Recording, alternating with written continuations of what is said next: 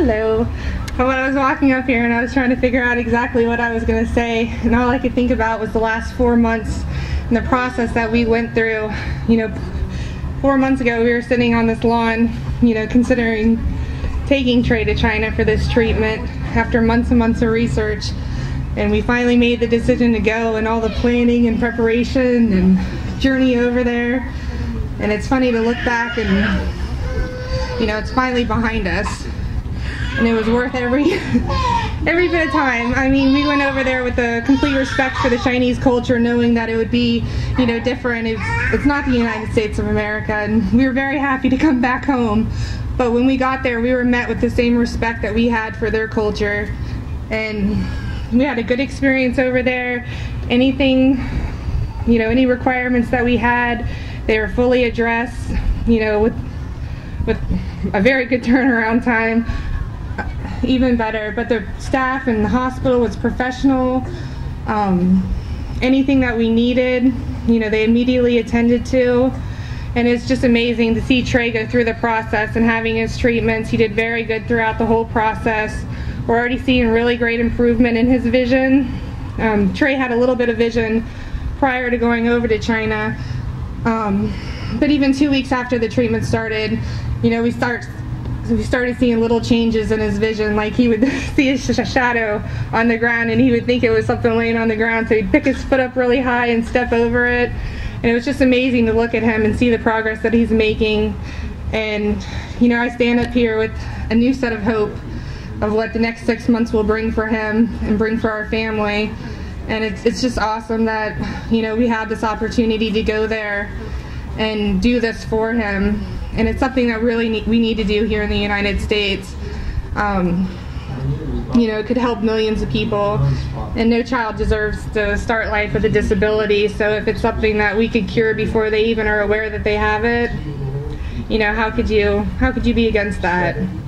That's one of I did a journal while I was over in China, and one of my entries was, wouldn't it be amazing if we could cure its disability before he even is aware that he even has one? Because, Trey, he's an active, healthy young boy. He doesn't know he has a disability, and he should never know. So I think it's great that there's hope out there that, any children for the different type of ailments will have this hope in the future. So, and I'm going to introduce actually Trey's grandfather, Dr. Burgos. He went over to China with us. We had a whole clan over there. 5 of us went over there, so he's just going to say a couple words. All right. Thank you very much. It's a unique experience when you combine being a physician and a grandfather. Most of the time, as a physician, we are looking for, like a microscope, everything, every detail, pros and cons. But it's so difficult. I understand when a physician tells parents, families, nothing we can do. That's a very hard. And there is something. Always have I would say, a hope to do something new. When I heard about these stem cells transfusions, of course, a lot of questions, and still a lot of questions. But when you don't have alternative, but you can see right away that you will have a benefit for the child. I'm talking about not only my grandchild, I say every children through the world. You have to take that chance. Because this procedure really is very, very, I would say, safe.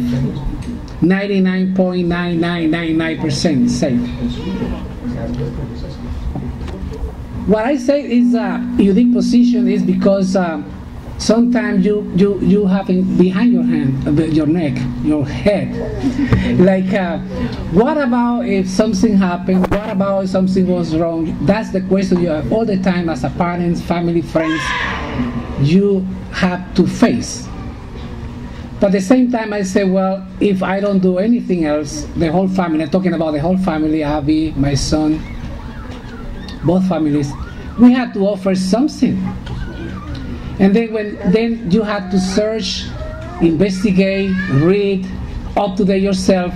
And you wonder how a lot of ophthalmologists in the United States, they don't have no idea about these procedures. Talking about Jacksonville, Miami, we went down there, they don't have no clue about it. So we went to China, thanks God. And I'm also a Christian, a believer. I always say that God made mankind, right? And blood is involved in that process. Placenta, embryo, right? Child, everything is involved. So I'm agreeing with the fact that we had to use what is there.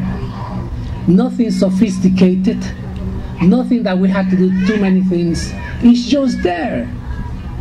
All right. Any placenta in this world is a child, is a mother.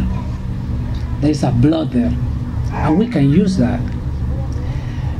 The only thing I was really scared about was the spinal tap, even though I'm used to do it, you know, when the child has meningitis, But, you know, I said, well, let's go. We know that the spinal tap also had to be done in children with leukemia when they had to give the treatment to the spinal canal.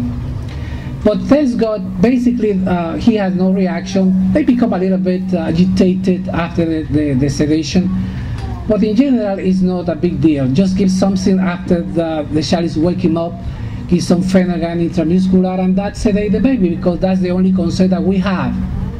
Once they have the spinal tap, you have to keep the TV screen. Now he can do it like I would say 2 feet away from the 2-3 feet. So you can see that change. Before we left China, talking about a week ago maybe, he was able to see. And he can, most of the time, when you talk, he can say grandpa or mommy or daddy. Now he can see and he can say dad or grandpa or mom. So this definitely changes. Of course, it's premature. Yes, I agree with you. But at least some changes that we cannot ignore. All right? And we are very happy about it. So I'm so glad that you all come this afternoon just to spread the voice that something is starting, something's just the beginning to make this stem cell treatment in the United States. And we hope that all of you become that kind of voice to say, we are here, we will do it. Thank you.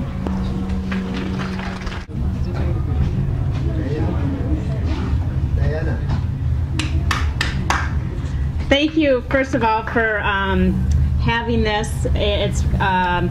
It's an honor to be here, and it's an enlightening experience all the way around. I too have worked in healthcare for many years, and I think it's an excellent opportunity to be a part of. And nothing is perfect.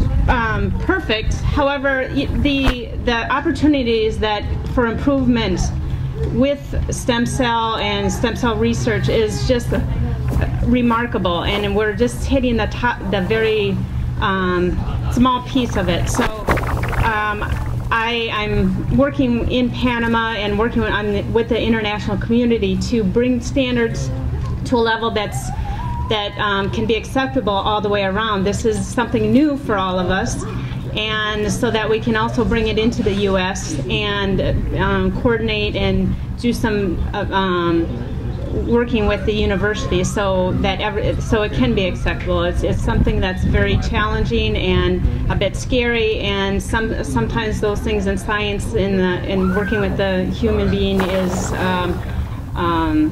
just that way, and it's going to be questioned out for a long time. So thank you again, and we'll make this thing grow.